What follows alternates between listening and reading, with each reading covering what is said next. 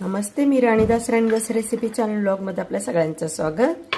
तर आता तुम्ही पाहतात ही रात्रीची चपाती आहे आणि अशा चपात्या माझ्याकडे 4 शिल्लक राहिलेल्या आहेत. तर आता त्यापासून मी बनवणार आहे पिझ्झा. तर तुम्ही पहा. आता अगोदर पहा ना, मी ह्याच्यावरती ना तूप टाकून घेते आणि सगळीकडे आपण पसरवून घेऊया.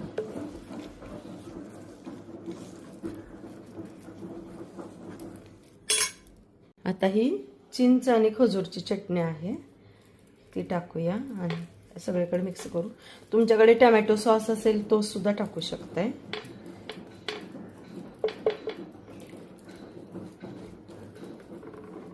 आता हे आहे ना, हे लसणाची पेस्ट घेतली आहे थोडीशी.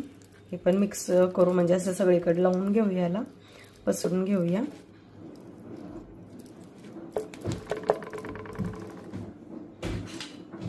आणि टाकूया आपण ह्याच्यावरती हिरवी मिरची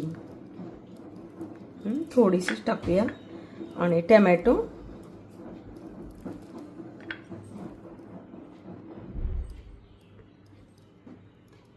हे सगळीकडे टाकून घेऊया. आता आपण ह्याच्यावरती टाकूया बीट. बीट पण ऑप्शनल आहे, थोडं थोडं टाकून घ्यायचं आहे. ह्या निमित्ताने बीट खाण्यात येतं, बीट रूट. आणि टाकूया आता चीज.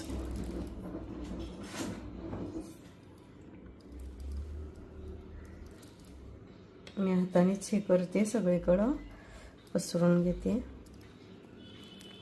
बीट सगळीकडे लावून घेतलं. आता घेऊया थोडीशी कोथिंबीर टाकून घेऊया. आणि आता हे आहे ते तव्यावरती ठेवायचं आहे. तवा गरम करायला ठेवला आहे. मी टाकत आहे ह्याच्यावरती तूप, म्हणजे खालती चिटकू नये ना, त्यासाठी तूप टाकत आहे. आणि आता आपण ठेवूया ह्याच्यावरती आपण चपातीचा पिझ्झा जो बनवला आहे तो. हा लहान गॅस करून ठेवलेला आहे. आता ना आपण ह्याच्यावरती ना झाकण ठेवूया. झाकण ठेवूया आणि 2 ते 3 मिनिटानंतर आपण काढून टाकूया. मी गॅस लहानच ठेवलेला आहे. आपण पाहूया 2 ते 3 मिनिट झालेले आहेत. हे पहा, मस्त खुशबू येत आहे आणि चीज पण पगळला आहे, मस्त पिघळलेला आहे. तर आता आपण हे ना काढून घेऊया. हा झाला आहे आपला मस्त पिझ्झा तयार. चला फटाफट या नाश्त्याला.